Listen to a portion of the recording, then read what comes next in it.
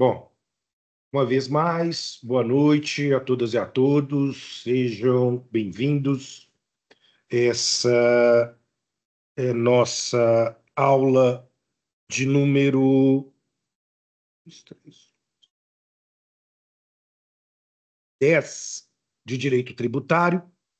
E no encontro de hoje, nós vamos dar um passo, considerando que na semana anterior nós estávamos finalizando o estudo das normas constitucionais sobre direito tributário, né? Então, é esse direito tributário constitucional que se materializa essencialmente sobre a forma dos princípios constitucionais de um lado e do outro da figura das chamadas imunidades tributárias. A partir dessa reflexão, a gente pode descer o patamar normativo para poder compreender melhor a lógica de organização do sistema tributário brasileiro. E eu falo isso exatamente porque nós vamos tomar como elemento referencial aqui aquilo que a teoria do direito tributário ela vem a designar como o sistema tributário nacional. E basicamente, o que é a ideia aqui? De um lado, nós temos a estrutura da Constituição Federal, representando um elemento extremamente importante para a fundação das normas tributárias, né? Todas as normas de direito tributário, de certa maneira, precisam observar tudo aquilo que se encontra na norma constitucional, haja vista a norma constitucional ela ser considerada como hierarquicamente superior às demais normas do direito tributário. Portanto, leis complementares, leis ordinárias, medidas provisórias, resoluções, instruções normativas, a jurisprudência do, sei lá, enfim, tem que necessariamente ser, antes de tudo, subserviente àquilo que é apresentado pela Constituição. E, e dentro desse contexto, né, a partir do momento em que nós somos capazes de superar o estudo em si da norma constitucional, o nosso próximo passo é exatamente descer para compreender as leis complementares e leis ordinárias sobre direito tributário. E a partir dessa lógica, a gente entende como esse sistema necessariamente funciona de maneira concatenada. Bom, qual é o ponto? A gente já viu em momento anterior que o texto constitucional estabelece para nós uma premissa fundamental, no sentido de que as normas gerais de direito tributário precisam aparecer sobre a forma de leis complementares. E aí, nós já sabemos também que essas leis complementares, por sua vez, elas são normas editadas pelo Congresso Nacional, portanto, com a participação tanto da Câmara dos Deputados quanto do Senado Federal, cada um em votação na sua casa, porém com um quórum de maioria absoluta para aprovação dessa lei complementar. E aí, essa lei complementar, ela vai existir de maneira diferente das leis ordinárias, porque exatamente ela vai estabelecer uma maior dificuldade de aprovação para suas alterações. A ideia principal é de que uma lei complementar ela seja aqui mais estável, mais perene do que, consequentemente, e eventualmente, a figura de uma lei ordinária. Contudo, contudo, quando nós vamos aqui lidar com esse sistema, a gente precisa, historicamente, ter em mente que as leis complementares representam uma inovação na Constituição de 1988 e que antes de 1988 nós não tínhamos leis complementares. Isso vai fazer com que determinadas normas antigas, anteriores ao texto da Constituição de 88, por sua vez, como o caso do Código Tributário Nacional, que é de 1966, seja recebido entre nós com o status de lei complementar. E, portanto, alterar o Código Tributário Nacional, que é o nosso objeto de estudo ao longo desse mês de maio, que já se inicia praticamente, só pode se dar mediante a observância de quórums mais rígidos e, portanto, mais estáveis. Entretanto, quando nós somos, então, capazes de compreender o funcionamento desse sistema tributário, e sabemos agora que o Código Tributário Nacional é recebido por nós como, então, uma lei complementar, ele passa a fazer mais sentido. Qual é, entretanto, o problema básico que eu quero chamar a atenção de vocês? Quando eu pego o Código Tributário Nacional, em um primeiro momento, e apenas em um primeiro momento, dentro da lógica do sistema tributário nacional, havia a expectativa de que este Código Tributário ele fosse capaz de absorver e regular tudo que fosse de normas gerais de direito tributário, inclusive tributos em espécie. Por isso mesmo, quando se abre o Código Tributário Nacional, está aí na tela para vocês, se eu consigo ampliar um pouquinho mais o seu tamanho, quando a gente abre o Código Tributário Nacional, nós somos capazes de perceber que, então, logo depois de falar sobre competência tributária, limitações, nós vamos já ter um título 3 a partir do artigo 16, que são os impostos, e depois as taxas, e depois as contribuições de melhoria. Qual é o problema, qual é o porém, que eu preciso chamar a atenção de vocês? Primeiro, imposto trazido por nós é aqui o imposto sobre comércio exterior. E aí, atenção, tá? Cuidado. O que eu estou colocando na tela é a norma de 1966, inclusive preservada o seu acordo ortográfico entre Brasil, Portugal e demais países falantes da língua portuguesa, que faz com que, inclusive, haja aqui algumas diferenças de construção. Porém, né, tributos como o imposto sobre comércio exterior, que, na verdade, ele nem mais existe. Eu tenho, na verdade, o chamado imposto de exportação, porque o imposto de exportação ele não se limita a mercadorias, portanto, não só ao comércio, mas também à prestação de serviços.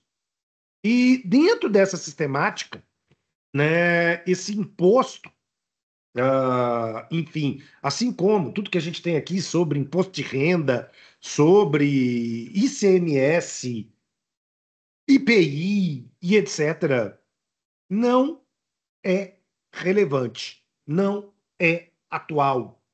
Portanto, quando a gente, lá em junho, for estudar os tributos em espécie, percebam, tá? Tudo isso é inútil, tudo isso é revogado, tudo isso será ignorado por nós. E, na verdade, o nosso estudo do Código Tributário Nacional, depois que a gente transpassa o artigo 4º e alguns dispositivos ali por volta do artigo 16 até o artigo 16, o que está nesse meio entre o 17 e o 96 é basicamente irrelevante para o nosso estudo. E isso vai fazer com que a gente dê um salto, saindo do artigo 16 para exatamente o artigo 96 em diante, para que sejamos capazes de compreender, então, essas normas gerais infraconstitucionais de direito tributário. E, na verdade, de novo, muito do que está no artigo 96, 97, 98, 99, 100, 101, 102 e etc., né, é, na verdade, muito do que já se encontra na própria Constituição de 88.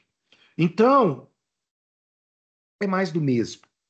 É mais, claro, uma norma que foi levada à condição de constitucional pela Constituição de 88, amplia ainda mais o nível de rigidez e proteção, né? Porque se aqui o CTN passa a somente ser possível de sofrer uma alteração pela via de uma lei complementar, a partir do momento em que eu pego todas essas normas gerais e levo para a Constituição de 88, eu faço com que agora só uma emenda constitucional possa modificar essas estruturas e, mesmo assim, como já vimos, algumas normas, como, por exemplo, as imunidades e os princípios, nem por uma emenda constitucional de maneira supressiva poderá sofrer alteração maléfica para o contribuinte.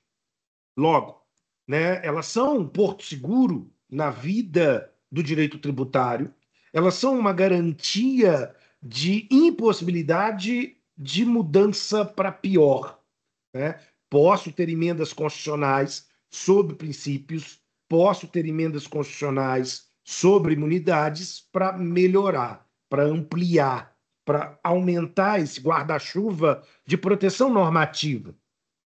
Contudo, contudo, isso vai conduzir o nosso estudo, na verdade, para o artigo 113 em diante, onde propriamente a gente começa a entender um fenômeno denominado por obrigação tributária, né? E esse fenômeno ele é um fenômeno extremamente importante, porque a gente pode entender que há uma relação, e que não é uma relação de identidade, mas de complementariedade, entre a obrigação tributária e o crédito tributário, que ainda será objeto por estudo por nós em maio. Nós vamos começar hoje o estudo da obrigação tributária, entendendo que essa obrigação tributária ela não é a obrigação do imposto de renda, a obrigação do IPI, mas ela é, de maneira mais genérica, de maneira mais completa, válida para regulamentar e disciplinar qualquer obrigação tributária de qualquer modalidade de tributo, seja um imposto, seja uma contribuição de melhoria, seja uma taxa, seja uma contribuição especial, enfim, né? Tudo gira pela necessidade de compreensão do que é a obrigação tributária. E este é o sentido principal da existência ainda hoje do Código Tributário Nacional, né? Nós vamos, no Código Tributário Nacional, estudar a obrigação e o crédito tributário.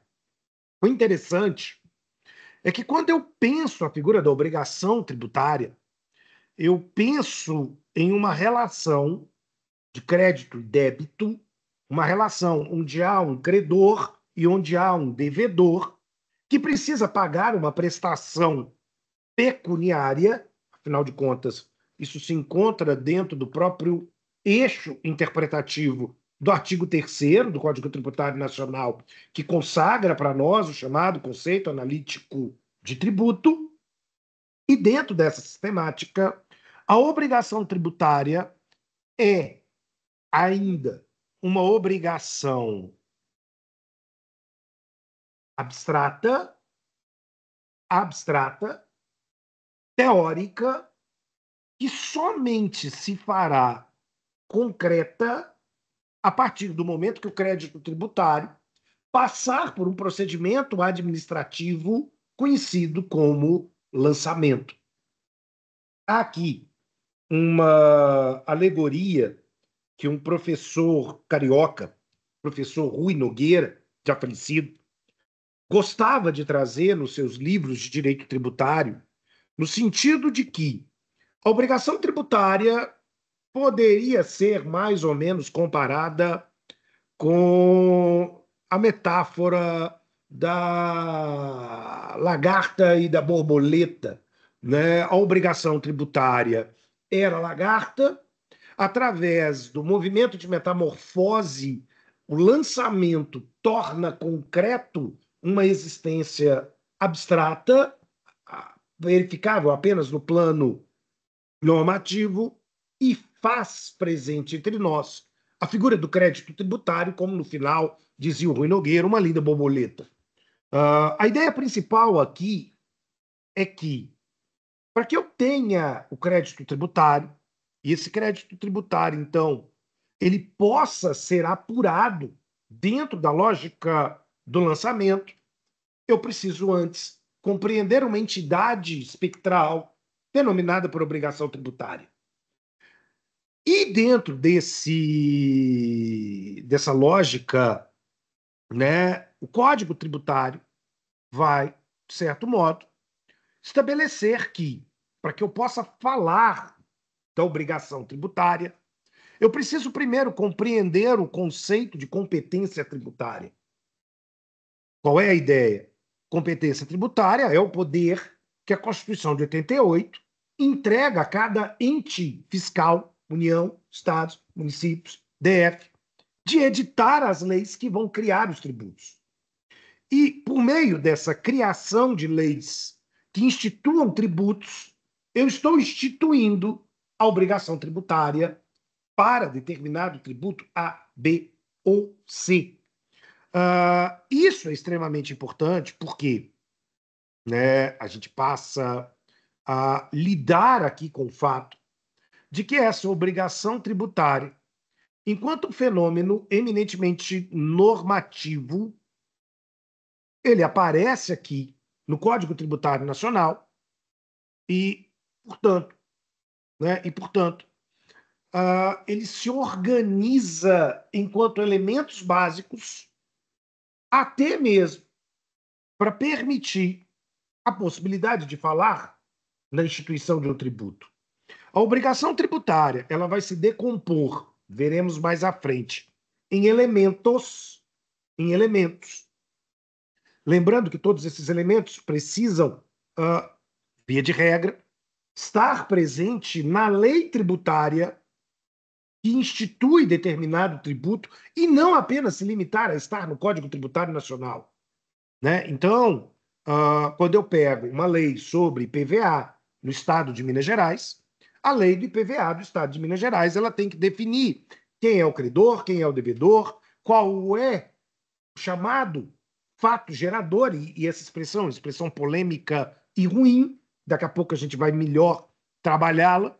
Eu preciso definir qual é a base de cálculo, eu preciso definir quais são as alíquotas, eu preciso definir qual é o prazo de pagamento, eu preciso definir quais são as possibilidades de parcelamento, eu preciso definir se vai ter desconto ou não vai ter desconto para aqueles que pagam à vista e antecipadamente, etc.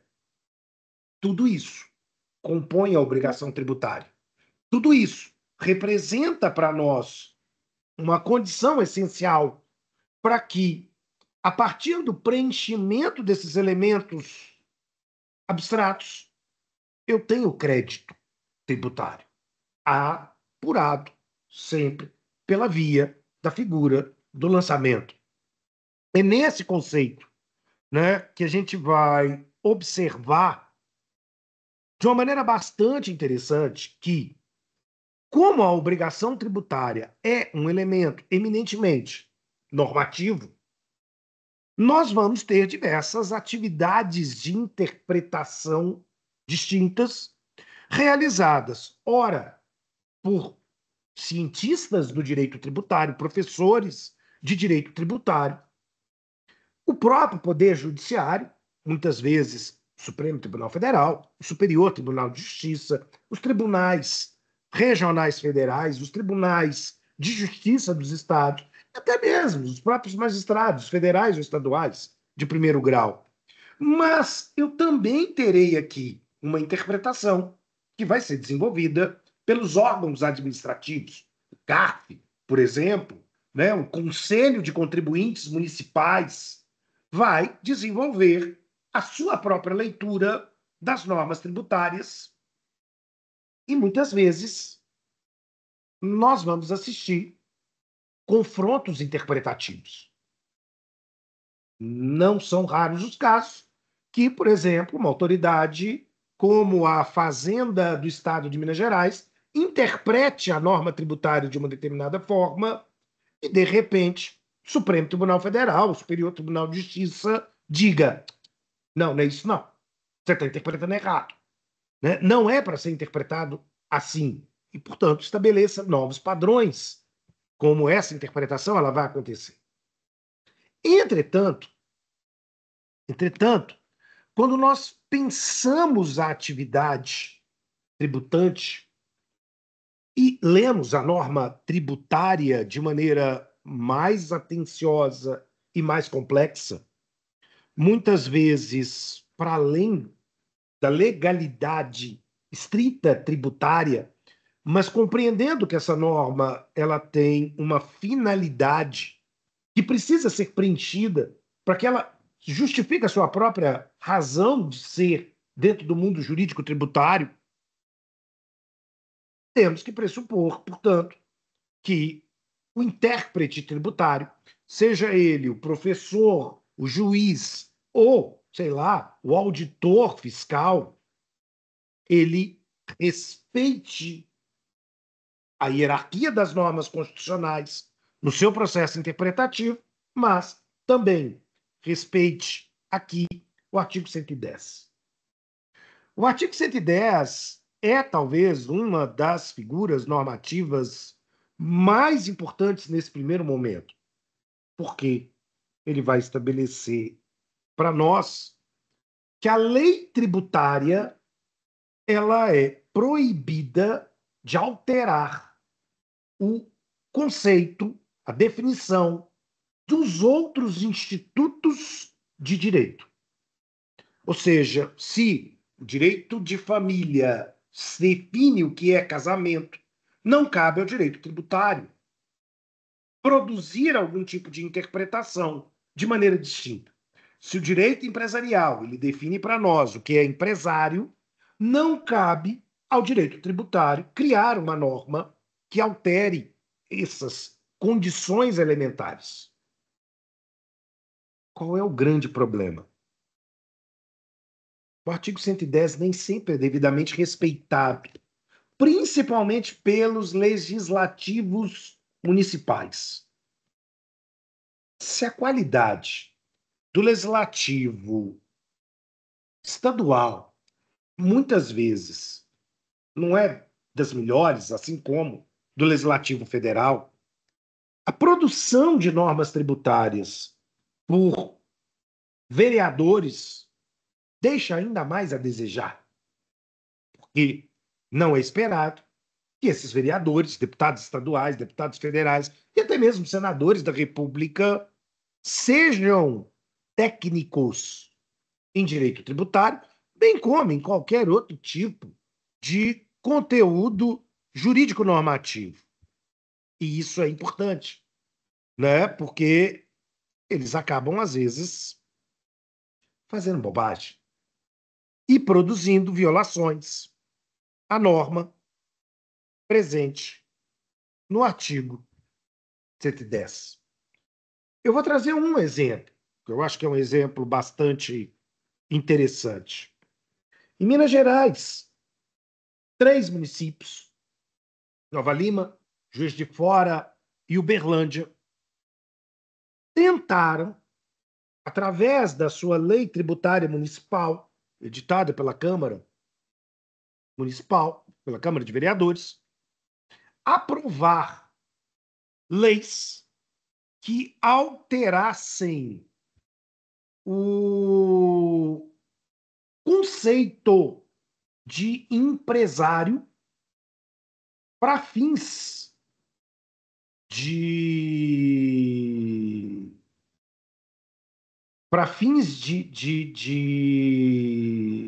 aumento das possibilidades de tributação, né? Então, de uma maneira bastante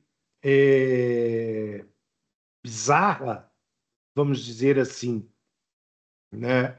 De uma maneira bastante bizarra, o município de Nova Lima tem, ainda hoje, na sua legislação, uma norma tributária que redefine o que é empresário e o que é, consequentemente, um profissional liberal para fins de tributação do ISSQN, do Imposto sobre Serviços de qualquer natureza. E aí, a lógica pensada pelo legislador, quando, de certa maneira, inclusive como elemento constitucional fundamental, era no sentido de que o prestador de serviço, como profissional liberal, ele seria, então, alguém que teria uma carga tributária diferenciada quando, eventualmente, comparado com o empresário, né? Então, por exemplo, médicos, contadores, advogados, dentistas e etc., representam uma categoria intelectual e, portanto, um serviço de natureza técnica que escapa ao conceito de empresário. Bom, por isso, esses profissionais pagariam imposto sobre serviço de uma maneira menos onerosa do que, consequentemente, os outros profissionais, né? Os empresários, vamos dizer assim. E dentro dessa sistemática, entretanto, o município de Nova Lima, através de um espírito suíno, vamos dizer assim, vai chegar e dizer: não, aqui no município de Nova Lima não tem diferença entre ser advogado e ser qualquer outro tipo de prestador de serviço de natureza empresarial. Sei lá, uma desentupidora de latrina, por exemplo, uma agenciadora de mão de obra. E aí todo mundo vai pagar o ISSQN de maneira igual, de maneira similar. Qual é o problema que, na verdade, eu quero chamar a atenção de vocês aqui, né? É a ideia de que, através disto, o município de Nova Lima está infringindo um conceito fundamental, que é o conceito de empresário, que é um conceito próprio e exclusivo do direito empresarial e que, inclusive, só poderia ser objeto de modificação pelo Congresso Nacional, porque o artigo 966 do Código Civil define o que é empresário e define o que é profissional liberal, colocando aqui um muro entre as duas categorias para que elas nunca sejam confundidas. Para que elas nunca sejam confundidas. E é dentro dessa perspectiva que nós precisamos tomar como referência o artigo 110. Então, o direito tributário ele não pode mudar os conceitos que os outros ramos do direito definiu para algo, para algo. E dentro dessa sistemática, né, o que nós, então, vamos ser capazes de observar, isso, volto a dizer, é algo extremamente importante, é algo extremamente marcante, é que, então, o direito tributário exige de nós um conhecimento eminentemente multidisciplinar. O civilista não é obrigado a saber direito tributário, mas o tributarista é obrigado a saber direito tributário, direito ambiental, direito empresarial, direito administrativo, sei lá, direito internacional e por aí vai. Porque esses ramos, eles já trazem os seus conceitos próprios e não é dado ao direito tributário ousar em modificar a sua estrutura e a sua definição. Mesmo problema, né, de certa maneira, vai acontecer quando o Supremo Tribunal Federal precisou enfrentar e produziu, inclusive, um precedente sobre a forma de uma súmula vinculante, a ideia de que o imposto sobre serviços não poderia ser confundido com determinadas atividades, como, por exemplo, estacionamento de veículos ou locação de objetos. Locação de, sei lá, objetos para uma festa, locação de máquinas e equipamentos, locação de veículos, etc, etc, etc. Né? O que nós vamos, então, ter que observar é eminentemente a ideia de que se o direito civil define o que é locação e define em outro capítulo o que é prestação de serviço, o próprio direito civil trouxe no Código Civil a separação conceitual fundamental que o direito tributário, no afã de tributar, não pode, consequentemente, ultrapassar. Né?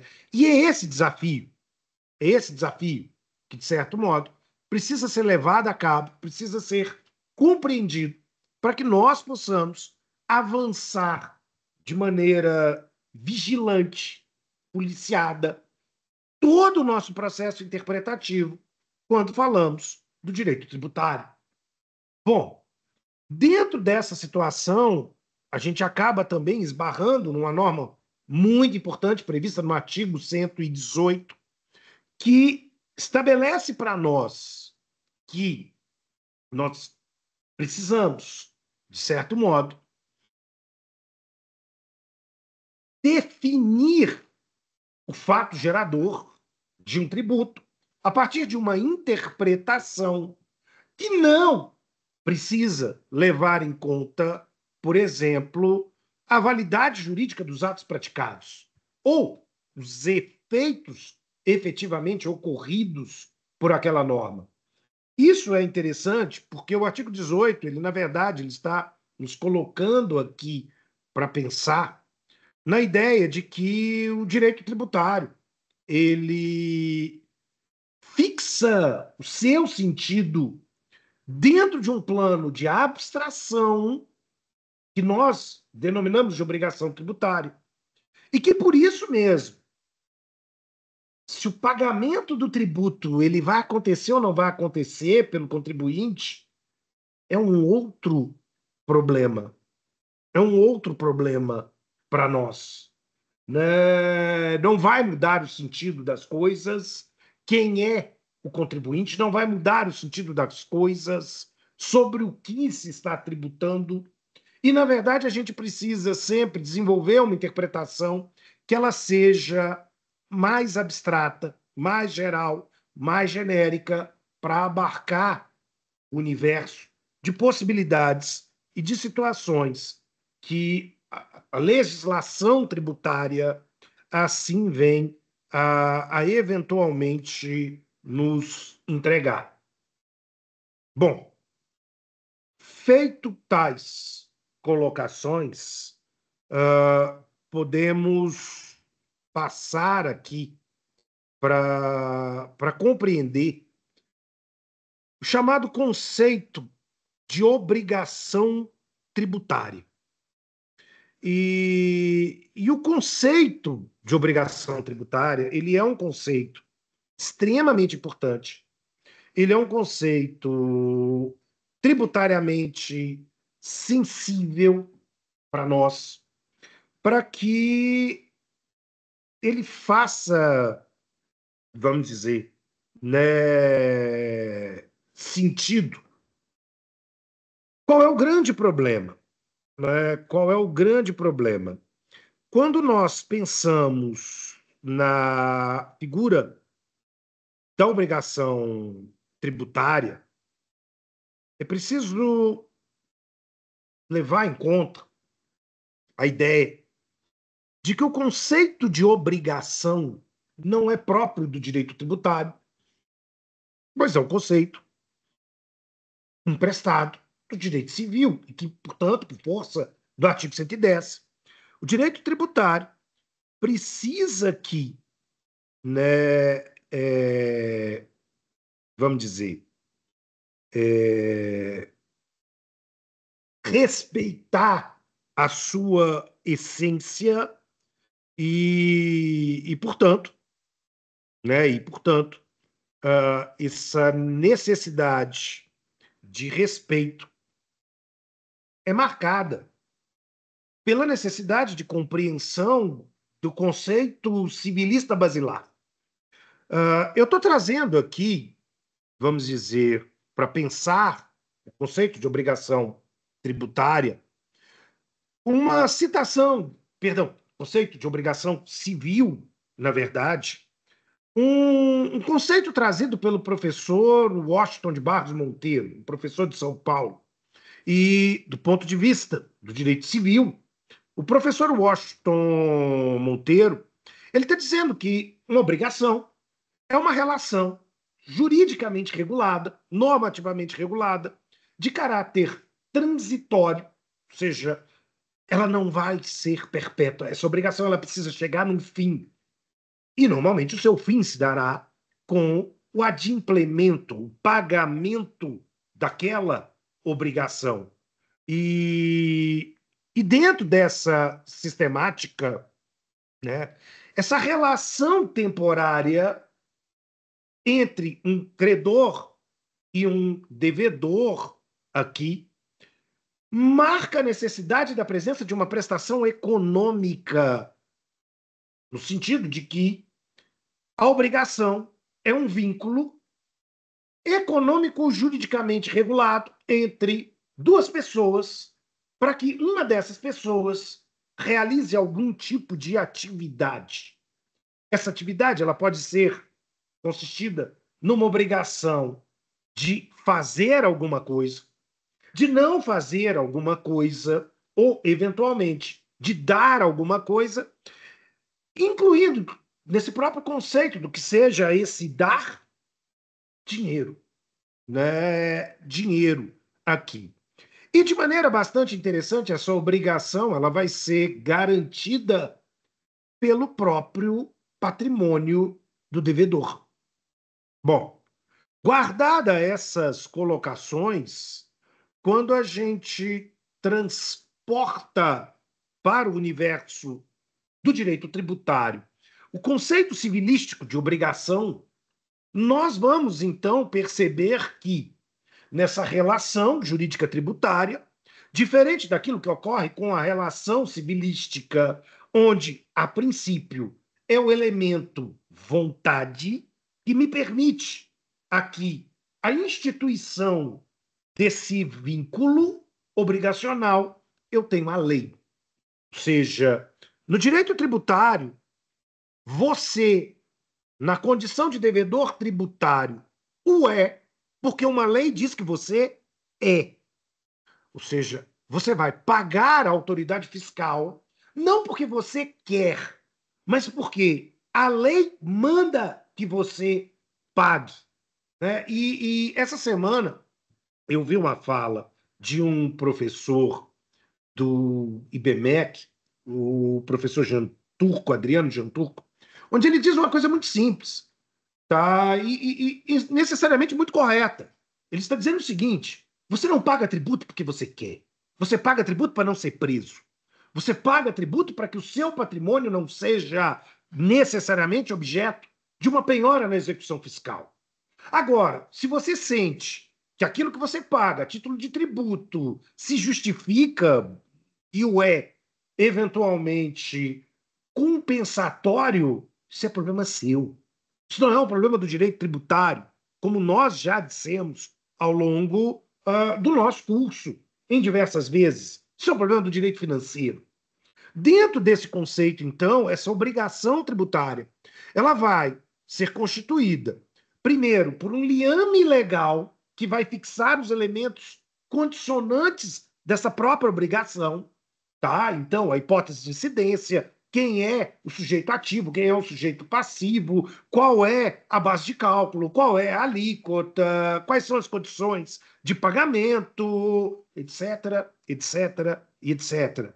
E o que nós vamos então perceber, entretanto, é que este credor é um ente fiscal, é um ente político, é um ente que poderá ser, então, a União, Estado, DF ou município, né? E por outro lado,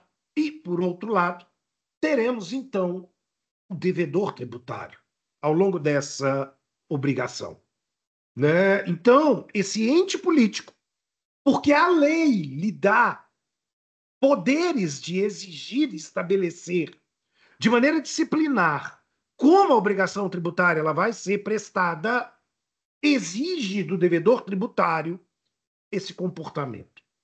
O interessante é que, tal qual como pensado na tradição civilística, a obrigação tributária ela não é apenas a obrigação de pagar, muito embora o conceito analítico de tributo presente no artigo 3º do Código Tributário Nacional diga que a obrigação tributária é uma obrigação pecuniária.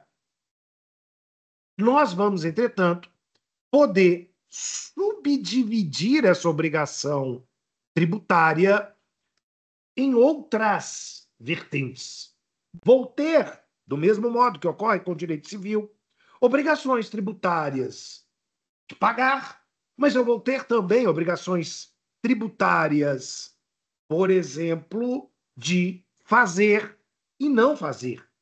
Bom, nós vamos denominar de obrigação tributária principal, e essa diferença, essa dicotomia entre obrigação principal e obrigação acessória é uma definição muito ruim, porque ela nos remete a um conteúdo do direito civil que no direito tributário não faz sentido nenhum, que é a ideia de que o principal é necessariamente condutor do acessório, e, portanto, o acessório se subordina à existência do principal, né? É a ideia de que o acessório sempre segue o principal.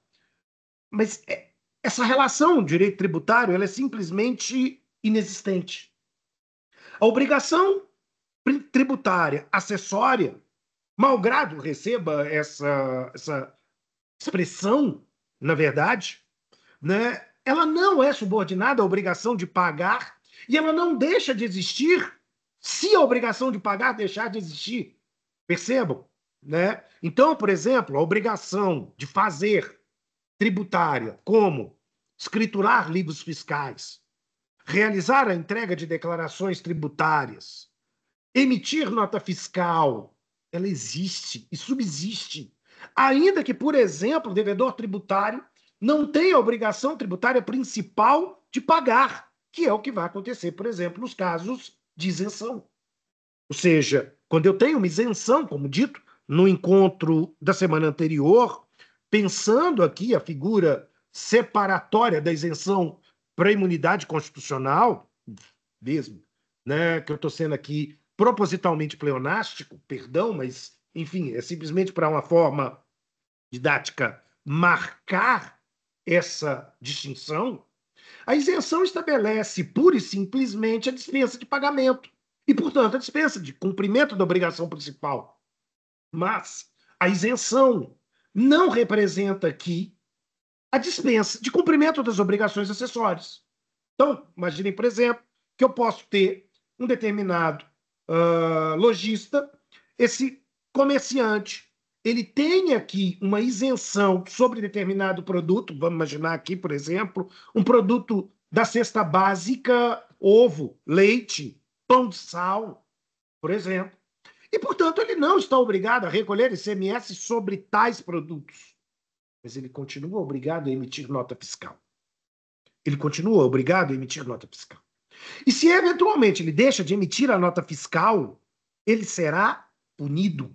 Ele pagará uma multa exatamente pelo não cumprimento do acessório. É neste momento que aqueles que raciocinam o direito tributário de maneira equivocada aos olhos do direito civil param, travam, bugam e dizem assim: ué, mas se não tem o principal, como é que tem o acessório? Pois é esse o malgrado, mais uma vez, do uso da expressão principal e acessório, que acaba por causar em nós uma confusão fundamental, né? Então, recapitulando, quando nós avançamos para o artigo 113 do Código Tributário Nacional, ele de maneira clara, bom, separa a obrigação principal como a obrigação que tem por fim, telos, o pagamento. Entendendo exatamente que esse pagamento se exprime em moeda corrente ou em algo que lhe possa transmitir valor. Mas, por outro lado, a obrigação acessória, ela é exatamente a imposição de um elemento prestacional positivo ou negativo. Fazer ou não fazer. Fazer, escriturar, emitir nota fiscal, fazer uma declaração, como, por exemplo, a declaração do imposto de renda, que precisa ser feita até o final de maio, ou, por exemplo, uma declaração para as entidades da aduana, a declaração do ITBI, do ITCMD, enfim, peguem, né, a obrigação acessória que vocês quiserem. Contudo, o não cumprimento da obrigação principal gera multa, o não cumprimento da obrigação acessória gera multa, do mesmo modo, né? E aí é interessante que o parágrafo 3º do artigo 113 do Código Tributário Nacional, então, volta novamente ao ponto principal para que sejamos capazes de compreender que a obrigação acessória tem vida própria, né? E, portanto, ela subsiste à própria existência da obrigação principal e num contexto no qual essa obrigação principal ela deixe de existir por conta de uma isenção, não significará que também deixará de existir a obrigação acessória, né? Então, isso é importante, né? Isso é importante que a gente leve este elemento distintivo a sério, porque isso vai precisar acompanhar todo o nosso curso de direito tributário e toda a nossa vida dentro do direito tributário. Bom, por outro lado, talvez aqui a gente chegue num ponto crucial para nós, é o conceito trazido pelo Código Tributário Nacional como o conceito de fato gerador. Bom, qual é o grande ponto aqui que a gente precisa pensar, né? O artigo 114, 115, 116 e sequência do Código Tributário Nacional, ele fala em fato gerador, mas antes que possamos propriamente nos preocupar com isso, a gente precisa fazer uma reflexão tributária fundamental. A expressão fato gerador é uma expressão um tanto quanto complicada, tá? Um tanto quanto complicada. Por quê? Porque essa expressão, ela é uma expressão ambígua e, portanto, quando eu uso a expressão fato gerador, às vezes eu misturo a hipótese de incidência com uma outra figura que o professor Geraldo Ataliba chamaria de fato imponível.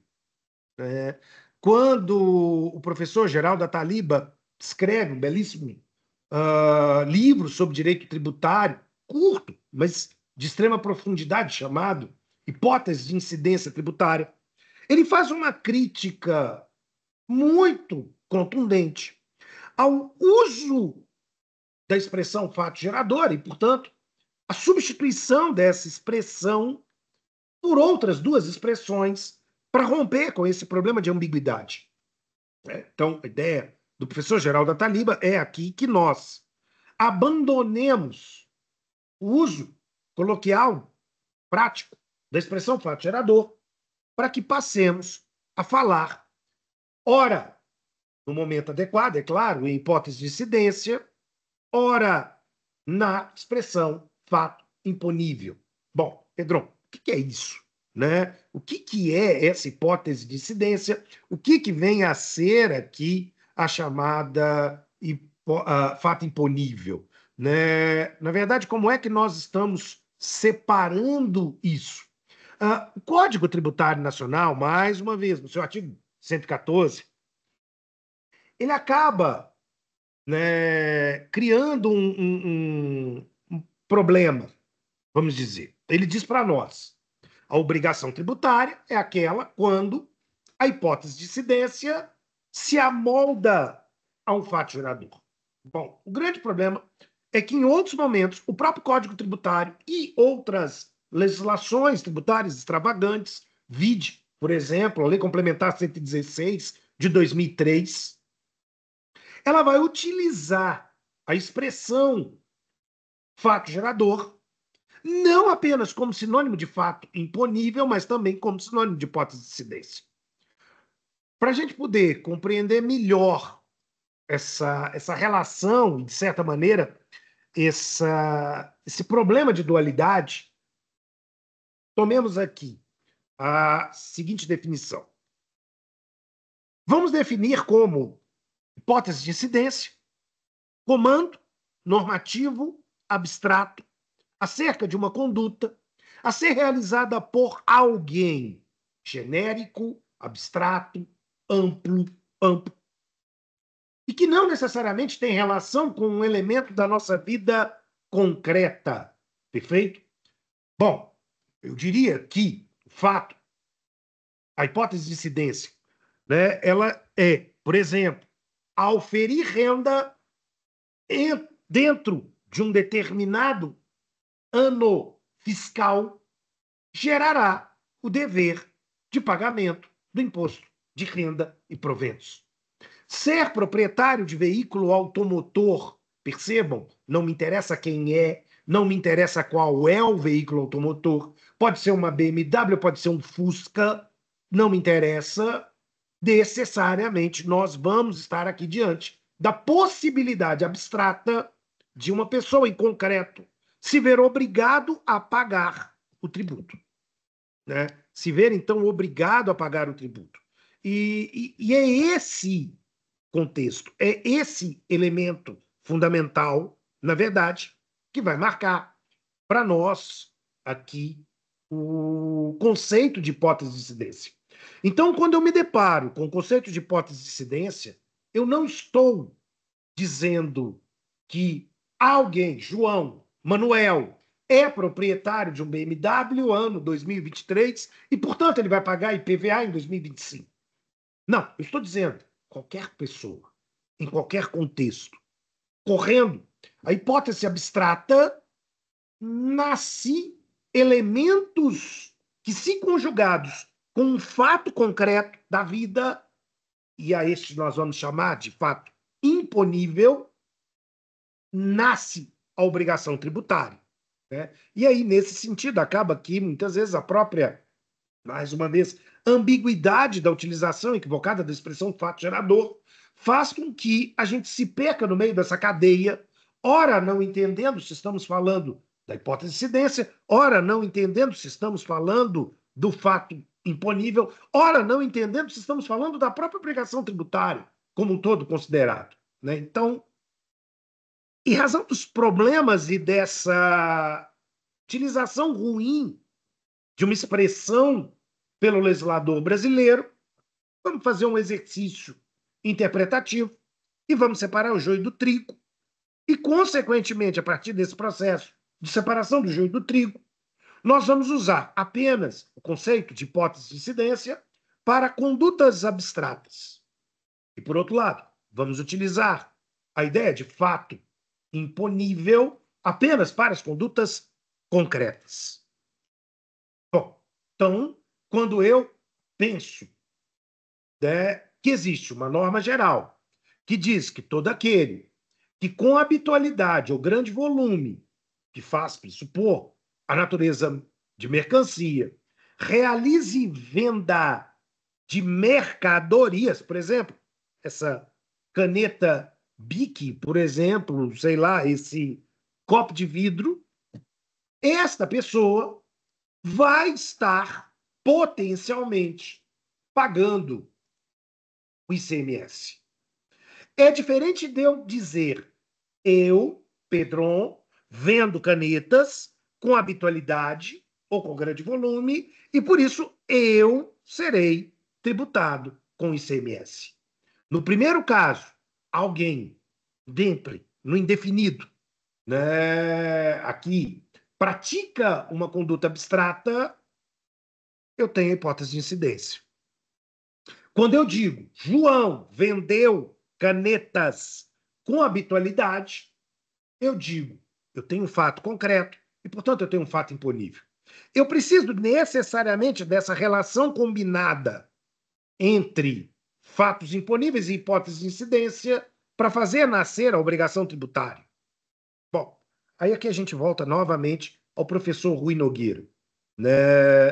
O professor Rui Nogueira, ele, em o seu curso de Direito Tributário, ele fazia uma relação bastante interessante, metaforicamente e de maneira mnemônica aqui, entre a fechadura e a chave.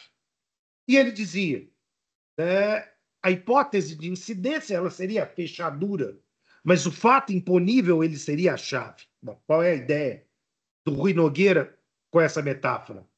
Eu tenho que necessariamente, no plano concreto da chave, observar o exato segredo da fechadura para que necessariamente a porta seja destrancada.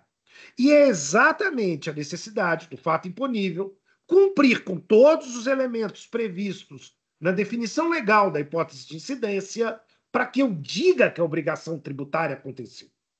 Bom, aí o Código Tributário Nacional, vindo com essa expressão ruim, diz: pronto, aconteceu o fato gerador. Mas, na verdade, o que estamos dizendo é: aconteceu a obrigação tributária.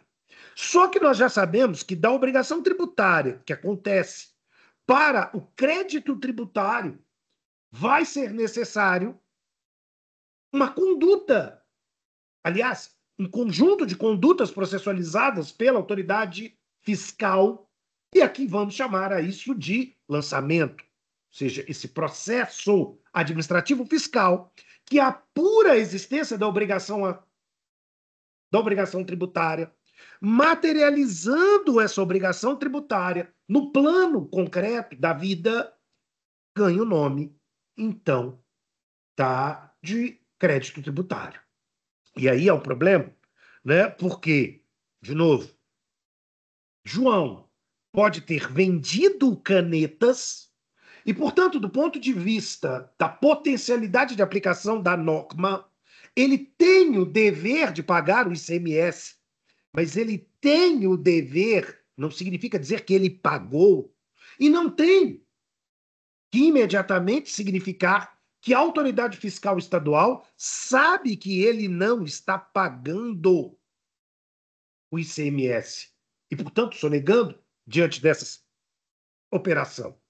Né? Só quando o crédito tributário, oriundo da atividade processualizada do lançamento, identifica que essa obrigação tributária ela não foi cumprida e, portanto, ele registra através da forma de uma decisão administrativa, aí eu tenho clareza de que João deve pagar ICMS. Tá? E mesmo assim, voltamos ao plano normativo, deve. Se ele vai pagar, se ele vai dar o calote, se o crédito tributário vai prescrever, aí são outros 500. São outros 500. Né? Isso fica para o segundo momento de preocupação da autoridade fiscal. Isso fica para o segundo momento.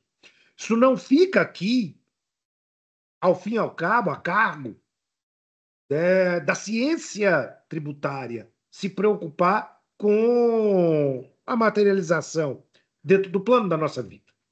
Bom, recapitulando, para a gente não perder, então, o fio da meada, né? Quando eu tenho, então, a perfeita condição na qual se compatibiliza a hipótese de incidência e o fato imponível, eu tenho o dever de pagar o tributo previsto naquela norma em especial. Contudo, se algum elemento do fato imponível, em razão da variabilidade da riqueza da própria vida, não se materializar e não se amoldar de maneira perfeita com a hipótese de incidência, não haverá o nascimento da obrigação tributária, né? Então, olha que coisa interessante. Olha que coisa interessante, né? Pensemos da seguinte forma aqui, né? Eu posso realizar a venda, por exemplo, de um relógio. Posso realizar a venda do meu relógio, tá? Esse meu relógio aqui. Eu posso estar vendendo o meu relógio para qualquer um de vocês que eventualmente tenha interesse em comprá-lo. Mas qual é o elemento fundamental que, que precisamos, né, levar em referência aqui? Eu não vendo relógios com habitualidade. Eu sou advogado, eu não sou vendedor de relógio. Eu tenho um escritório de advocacia, eu não tenho uma loja de relógios. E esse sentido é um sentido extremamente importante, porque diz a hipótese de incidência do ICMS: vender mercadoria com habitualidade. Eu não tenho habitualidade, é este relógio, e só este relógio que eu estou vendendo. Farei isso de maneira esporádica, sei lá, a cada vez que eu me enjoar de um relógio, mas eu não estou fazendo isso de maneira diurna, né? E, portanto, eu não estou fazendo isso todo dia, todo santo dia, vendendo relógios e comprando relógios para vender. Portanto, escapa o conceito capaz de gerar aqui a perfeita acomodação da hipótese de incidência dentro do fato imponível. Vamos pensar um outro contexto. Vamos pensar um outro contexto. A lei que qualquer estado tenha sobre IPVA dirá, então, ser proprietário de veículo automotor e até as alterações implementadas pela Emenda Constitucional 132 e mais ainda pela Lei Complementar 214, a gente tinha uma tranquilidade que não mais subsiste, atenção, que não mais subsiste, de que eu estava lendo ser proprietário de veículo automotor terrestre. Terrestre. Então, portanto, uma aeronave não pagaria até a reforma tributária lá pela Emenda Constitucional 132 e, consequentemente, pela Lei Complementar 214, IPVA. Agora, nós vamos viver um cenário tributariamente diferente, onde eu alterei um elemento da hipótese de incidência para, consequentemente, permitir que fatos imponíveis que antes não se amoldavam passem a se amoldar e, portanto, passem a poder ser tributado, né? Esse elemento, esse contexto é algo de extrema validade, de extrema importância para o direito tributário, né? Então, é a partir da ideia de que essa hipótese de incidência ela sofreu uma alteração e que, portanto, em razão dessa alteração, ela foi alargada pelo simples fato de eu, de repente, suprimir um adjetivo terrestre que, portanto, qualificava o objeto veículo. Antes, veículo automotor terrestre, agora veículo automotor. Bom, isso me deixa numa tranquilidade que um patinete não motorizado nunca pode ser sequer cogitado e confundido com um veículo automotor. Uma charrete, uma bicicleta, tirando as bicicletas eventualmente motorizadas, mas enfim, outra questão. Né? Não há aqui essa condição de amoldar a hipótese de incidência a um fato imponível, porque, na verdade, a gente teria aqui aquela metáfora do cobertor curto. Quando você puxa a hipótese de incidência para ela tentar cobrir um determinado fato, o pé fica para fora. Se você tentar cobrir o pé, a cabeça fica para fora. E aí, consequentemente, a hipótese de incidência ela não se aperfeiçoou. E a partir do momento que ela não se aperfeiçoou, eu não tenho como falar na possibilidade de tributação. A obrigação tributária não existiu. Estou num plano, inclusive já estudado por nós na aula passada, de não incidência tributária. Não há aqui tributo que possa permitir a sua cobrança de maneira lícita. A professora Isabel Derzi, da UFMG, de maneira genial, tem uma pesquisa, né, um livro, onde ela compara, de certo modo, a hipótese de incidência com um tipo penal, na verdade. Né? E dentro dessa mesma lógica, tanto no direito tributário quanto no direito penal, embora eu não sou penalista, né? Então eu não posso, com propriedade, me arriscar a falar mais sobre a teoria do tipo penal. Vide, por exemplo, clássico livro do professor Cirilo Vargas, José Cirilo Vargas, também da UFMG, mas a professora Isabel, fazendo essa comparação, ela diz: a mesma lógica vai acontecer no direito penal. Se aquele tipo penal previsto na legislação ele não for identificado como conduta reflexa diante da hipótese do fato da vida concreta, não tem crime. E se não tem crime, não tem pena. Não tem como punir nesse contexto. Né? A desqualificação de algum desses elementos conduz à perda do tipo penal e, portanto, à impossibilidade do afã punitivo do Estado. A mesma lógica, quando comparado com o afã econômico-tributário do Estado. Bom, então é preciso que a hipótese de incidência ela seja respeitada e que o fato imponível ele traga aqui todos os elementos fundamentais para a gente poder falar de obrigação tributária. E aí eu preciso diferenciar dois conceitos fundamentais. O conceito de elisão fiscal e o conceito de evasão fiscal. Quando eu penso o conceito de elisão fiscal, eu estou falando da possibilidade do agente tributário, usando da norma tributária de maneira lícita, criar mecanismos para pagar menos tributo. A elisão fiscal é um nome técnico para algo conhecido muitas vezes como planejamento tributário. Então, eu vou avaliar e, a partir dessa avaliação, eu vou buscar obter vantagens tributárias lícitas.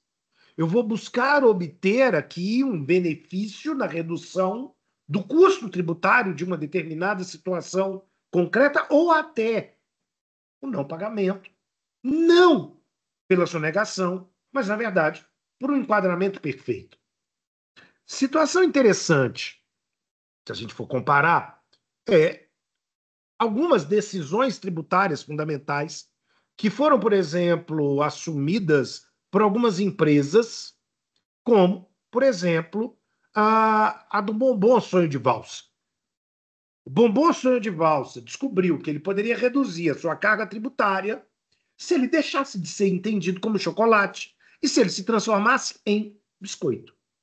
Ou seja, ele não apenas alterou a sua embalagem, mas ele mexeu, em parte, na sua própria composição, para, consequentemente, buscar uma redução a partir do reenquadramento na tabela do IPI, TIP. Então, ele saiu de chocolate para cair na categoria biscoito.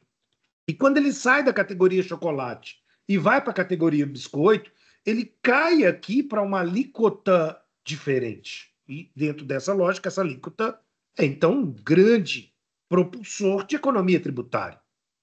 Situação mais ou menos também interessante, né, que passou por uma empresa chamada Toy Biz, que importando bonecos dos X-Men, demandaram uma discussão técnica acerca de se esses personagens da Marvel seriam ou não seriam seres humanos.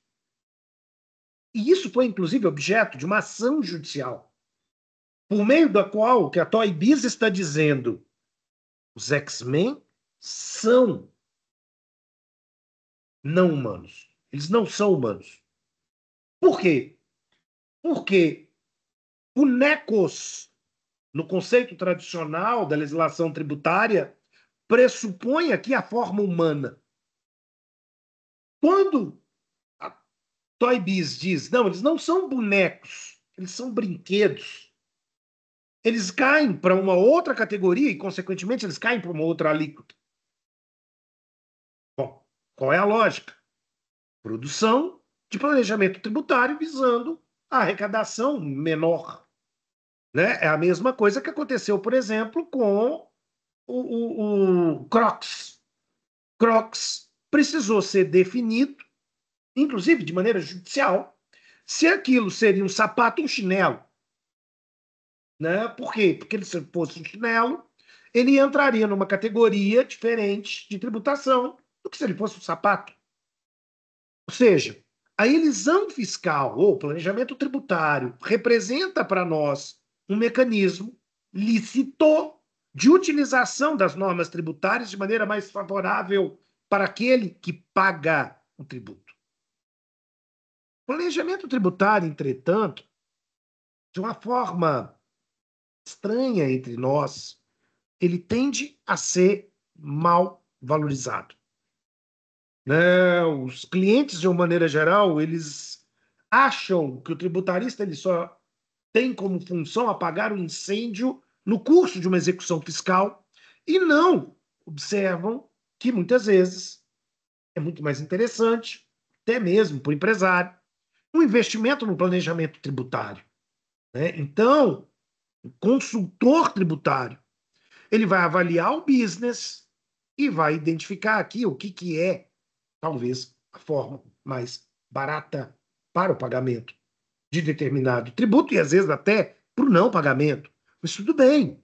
É uma operação que está acontecendo ancorada na legislação, com toda a capa de legalidade que o sistema tributário fornece.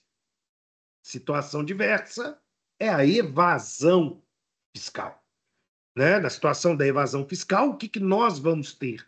Nós vamos ter uma ilicitude, nós vamos ter uma conduta ilegal por parte do contribuinte que, de certa maneira, busca burlar no plano fático e não na interpretação normativa o pagamento do tributo. Ele, então, adultera documentos fiscais, ele deixa de emitir documentos fiscais para não ser identificado, né? Ele oculta do fisco informações, tentando fugir da tributação. A evasão é a mesma coisa que a sonegação. E isso representa para nós aqui uma conduta, claro, não só do ponto de vista do ilícito tributário civil, mas também um ilícito tributário punível pelo próprio direito penal. Né? Então, é extremamente necessário que a gente observe que a evasão ela não é uma prática protegida, embasada, e ela vai conduzir aqui, claro, a uma situação de punibilidade, né? Observem, por exemplo, que aqui, quando a gente pratica determinadas simulações, fraudes, nós estamos tentando fazer uma situação de evasão. Isso é necessariamente contrário à norma. Exemplo, né? Trago aqui para vocês. Durante um determinado momento, tinha gente que talvez até tenha conseguido operacionalizar isso com sucesso, mas isso é tão arcaico e tão batido que o fisco já olha isso com bastante cuidado, né? Uma pessoa, na verdade, para tentar não pagar o imposto sobre a transmissão onerosa de bens imóveis, o ITBI, que regula a relação tributária sobre compra e venda e permuta de imóveis, usava de um subterfúgio, que é a imunidade constitucional do artigo 156, para integralização de bens imóveis no capital social de empresas, simulando, portanto, de maneira fraudulenta, a constituição de uma pessoa jurídica na qual A entrava com a subscrição do imóvel e B entrava com a integralização em dinheiro. Entretanto, logo depois, essa sociedade ela se rompia por quebra, diríamos, do affectio societatis, só que de uma maneira estranha. A, que havia integralizado com o imóvel, saía dessa sociedade com dinheiro. B, que havia integralizado com dinheiro, saía dessa sociedade como imóvel. Olha, por favor, isso é uma fraude, isso é uma tentativa, de maneira fraudulenta, de simular e de dissimular uma compra e venda de um imóvel, tentando evitar aqui o pagamento do ITBI. Né? Isso não faz nenhum tipo de amparo na norma tributária e, muito pelo contrário, né? Autoriza a aplicação do artigo 116 do CTN, que vai exatamente dizer se a autoridade tributária identificar simulações e fraudes, ela vai desconsiderar esses atos e vai realizar não apenas a aplicação da norma tributária para a obrigação principal, mas vai também estabelecer aqui a punição com multas pesadas para os casos de fraude à ordem tributária. Né? Então, percebam,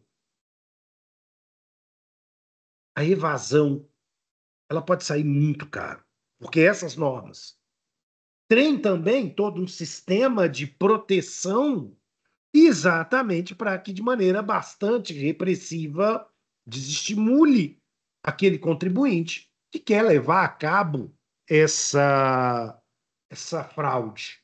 Né? E, portanto, a gente precisa ter bastante cuidado com essa situação. Né? Então, bom, recapitulando, né? Hoje nós discutimos aqui, dentro do parâmetro da nossa aula, a figura, né, do sistema tributário, da obrigação tributária principal, da obrigação tributária acessória, para exatamente podermos avançar num próximo passo, no próximo momento, que é compreender melhor esses elementos. Quem é o credor tributário, quem é o devedor tributário, o que é a base de cálculo, o que é a alíquota, etc, etc, etc. Né? Esses elementos, eles são vitais para o avanço do nosso conteúdo. Né? Esses elementos eles serão, então, enfrentados por nós num próximo momento. Perfeito? Bom, de posse, né, dessa